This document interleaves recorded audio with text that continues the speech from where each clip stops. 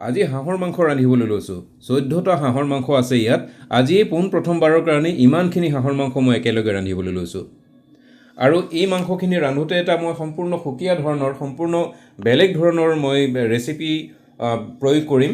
সম্পূৰ্ণ বেলেগ ধৰণৰ কাৰণ এই ৰেচিপিটোত মই কিছুমান বস্তু প্ৰয়োগ নকৰোঁ যেনে তেল দিয়া নাই আপোনালোকে চাওক এই কেৰাহীটো বহাই পেলাই মই তাত মাংসখিনি প্ৰথমতে বাকি দিছোঁ মানে ইয়াত মই এটোপালো তেল দিয়া নাই বিনা তেলত অতি সহজে খুব সুন্দৰভাৱে সুস্বাদুভাৱে কেনেকৈ হাঁহৰ মাংস প্ৰস্তুত কৰিব পাৰি ৰান্ধিব পাৰি সেই কথাটোৱে মই ইয়াত দেখুৱাম যথেষ্ট পৰিমাণে সি স্বাস্থ্যসন্মত হ'ব হেল্ডি তৰকাৰী হ'ব এইখন কাৰণ এটা কথা জানেনে হাঁহৰ মাংস বা অন্যান্য খাদ্যত অসম তথা উত্তৰ পূৰ্বাঞ্চলৰ মানুহে বিশেষ তেল মছলা ইত্যাদি প্ৰয়োগ নকৰে খাটি অসমীয়া যিবিলাক খাদ্য প্ৰস্তুত প্ৰণালী আছে তাত কিন্তু তেলৰ ব্যৱহাৰ খুবেই কম থাকে মা মছলাৰ ব্যৱহাৰ খুবেই কম থাকে মই ঠিক সেই তেনেকুৱা খাটি অসমীয়া এবিধ খাদ্য প্ৰস্তুত প্ৰণালী বা ৰেচিপি অনুসৰণ কৰিয়েই এই মাংসখিনি ৰান্ধিবলৈ লৈছোঁ এই মাংসখিনি ৰান্ধোতে মোক সম্পূৰ্ণ 1.5 ঘণ্টা লাগিব কাৰণ মই একেবাৰে লো ষ্টিমত মাংসখিনি ৰান্ধিম 1.5 ঘণ্টাৰ এটা সম্পূৰ্ণ ভিডিঅ' প্ৰস্তুত কৰি দিয়াটো খুবেই আমনিদায়ক হ'ব আপোনালোকে চাই আমনি পাব সেইকাৰণে মাজে মাজে মই স্কিপ কৰি যিখিনি প্ৰয়োজনীয় অংশ সেইখিনি ৰেকৰ্ড কৰি আপোনালোকক দেখুৱাবলৈ লৈছোঁ আপোনালোকে যদি এই ভিডিঅ'টো সম্পূৰ্ণকৈ চায় তেনেহ'লে অকণো তেল নিদিয়াকৈ অতি সুন্দৰভাৱে খুব সুস্বাদু হোৱাকৈ হাঁহৰ মাংসৰ আঞ্জা কেনেকৈ ৰান্ধিব পাৰি সেই কথা এই ভিডিঅ'টোৰ পৰা আপোনালোকে খুব ধুনীয়াকৈ জানিবলৈ সক্ষম হ'ব আপোনালোকক অনুৰোধ কৰিছোঁ ভিডিঅ'টো সম্পূৰ্ণকৈ চাব মই কৰ্মৰত হোটেল গেটৱে গ্ৰেণ্ডিয়ৰৰ বৰ্ষপূৰ্তি অনুষ্ঠান উপলক্ষে আচলতে ইয়াৰ সমূহ কৰ্মচাৰী আৰু যিখিনি অভ্যাগত আহিবলগীয়া আছে অতিথি আহিব লগা আছে তেওঁলোকক আপ্যায়ন কৰিবৰ কাৰণে এই হাঁহৰ মাংসৰ আঞ্জা ৰান্ধিবলৈ লৈছোঁ আৰু সকলোৱে মোক অনুৰোধ কৰিলে ছাৰ এতিয়া মাঘ মাহ আহিছে আৰু বিহুৰ সময় গতিকে আপোনাৰ হাতেৰে আজি হাঁহৰ মাংস খাম আপুনি ৰান্ধক আমি গোটেইখিনি যা যোগাৰ কৰি দিম আপোনাৰ হাতেৰে আমি খাম আমাৰ আলহী অতিথি যিখিনি আছে সকলোকে আজি আমি হাঁহৰ মাংসৰে এসাঁজ ভাত খুৱাম আৰু ময়ো তেওঁলোকৰ অনুৰোধ উপেক্ষা কৰিব নোৱাৰি পেলাই আজি সকলোকে খুৱাবৰ কাৰণে হাঁহৰ মাংসৰ আঞ্জা প্ৰস্তুত কৰিবলৈ লৈছোঁ তেল মছলা ইত্যাদি নিদিয়াকৈ প্ৰস্তুত কৰা খাদ্যহে আচলতে আমাৰ শৰীৰৰ কাৰণে উপযুক্ত খাদ্য স্বাস্থ্যসন্মত খাদ্য মই নিজেও প্ৰায়ে তেল মছলা প্ৰয়োগ নকৰোঁ নাখাওঁ আৰু আনকো খাবলৈ মানা কৰোঁ কাৰণ আমাৰ শৰীৰে তেল মছলাৰ পৰা বৰ বিশেষ উপকাৰ লাভ নকৰে বৰঞ্চ বিভিন্ন সময়ত ইয়াৰ পৰা ক্ষতিহে হোৱা দেখা যায় আৰু আপোনালোকে আশা কৰা ধৰণেই বা ভবা ধৰণেই এই হাঁহৰ মাংসত মই কোমোৰা দিম কোমোৰা আৰু হাঁহৰ জুতিটো হৈছে হাঁহৰ মাংসৰ একেবাৰে উত্তম জুতি অসমীয়া মানুহক কোমোৰা আৰু হাঁহৰ এই জুতিৰ সোৱাদ বেলেগকৈ আৰু ক'বলগীয়া একো নাই কিন্তু কোমোৰাখিনি দি পেলাই এই মাংসখিনি মই কেনেকৈ ৰান্ধিম সেইটোহে আচল কথা সেই কথাটো দেখুৱাবৰ কাৰণেহে মই এই ভিডিঅ'টো প্ৰস্তুত কৰিছোঁ কোমোৰাখিনি দিলোঁ তাৰপিছত এয়া চাওক মই এতিয়া পিঁয়াজ কাটি থোৱা পিঁয়াজ কেঁচাই এনেকৈ মাংসখিনিৰ লগত দি দিছোঁ মাংসখিনি অলপ সময় প্ৰায় 15 মিনিটমান সময় মই কেৰাহীটোত গৰম হ'বলৈ দিলোঁ লৰাই বগৰাই তাৰপিছত পিঁয়াজ আৰু কোমোৰা দিছোঁ তাতে মই এতিয়া কেঁচা জলকীয়াও দি দিছোঁ কাটি থোৱা আছিলে জ্বলা আপোনালোকে কিমান খায় সেইটো নিজৰ ওপৰত কথা আন্দাজমতে দিব লাগে তাৰপিছত আদা নহৰু পিচি থোৱা আছিলে সেইখিনিও দি দিছোঁ চাই থাকক আপোনালোকে প্ৰথমতে কোমোৰা দিলোঁ তাৰপিছত কেঁচা পিঁয়াজ কুটি থোৱা সেয়া দিলোঁ কেঁচা জলকীয়া ফালি থোৱা আছিলে সেয়া দিলোঁ তাৰপিছত আদা নহৰু পিচি থোৱা আছিলে সেইখিনি দিলোঁ এইকেইটা বস্তুৱেই সদ্যহতে মই দিছোঁ আৰু তাৰপিছত ভালকৈ লৰাই পেলাই ইয়াক ঢাকোন মাৰি দিয়া যাব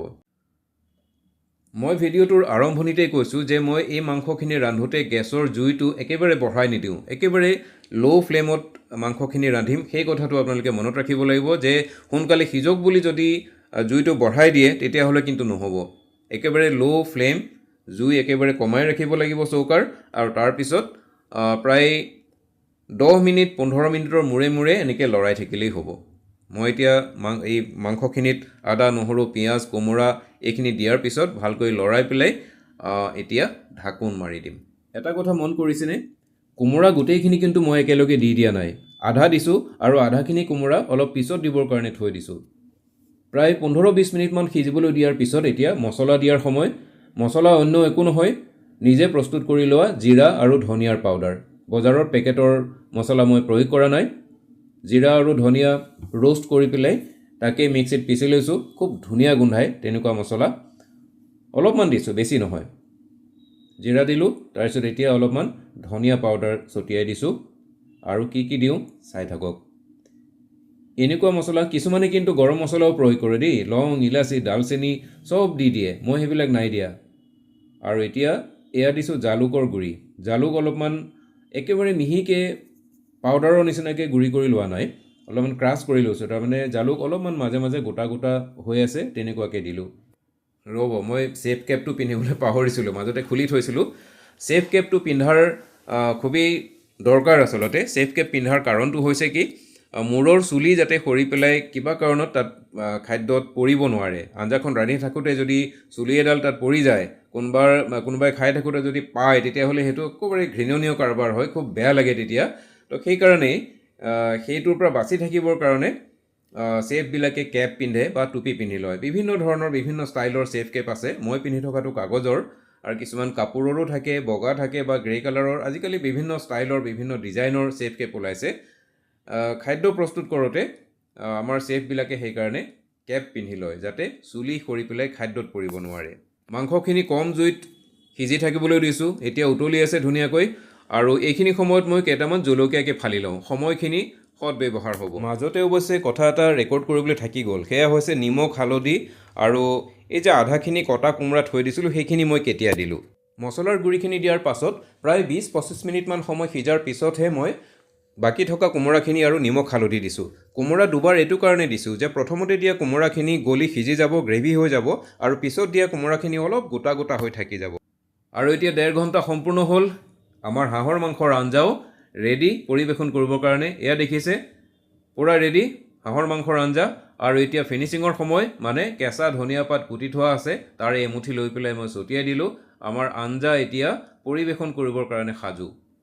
বাকী ৰাইজে খাই কেনেকুৱা পায় নাজানো কিন্তু এটা কথা মই নিশ্চিত যে এইখিনি খুবেই হেল্ডি হৈছে কাৰণ ইয়াত মই এটোপালো তেল প্ৰয়োগ কৰা নাই আৰু আপোনালোকে এই বিনা তেলত হাঁহৰ মাংস প্ৰস্তুত কৰাৰ এই প্ৰণালীটো ৰেচিপিটো কেনেকুৱা পালে জনাবচোন আৰু আপোনালোকে নিজেও নিজৰ ঘৰত এনেকৈ বিনা তেলত ৰান্ধি চাব মই বিশ্বাস কৰোঁ যে আপোনালোকে এনেকৈ ৰান্ধিও ভাল পাব আৰু খায়ো ভাল পাব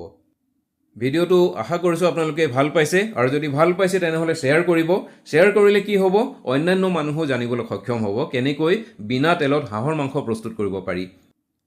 আৰু এটা কথা মোৰ এই পেজটো আপোনালোকে ফ'ল' কৰি থৈ দিব তেতিয়া কি হ'ব এনেকুৱা ধৰণৰ সৰু সুৰা ভিডিঅ' কিছুমান মই আপলোড কৰি থাকোঁ মাজে মাজে সেইবিলাকো আপোনালোকে পাই থাকিবলৈ সক্ষম হ'ব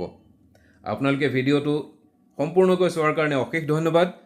আপোনালোক সুস্থ সবল হৈ থাকক সুন্দৰ হৈ থাকক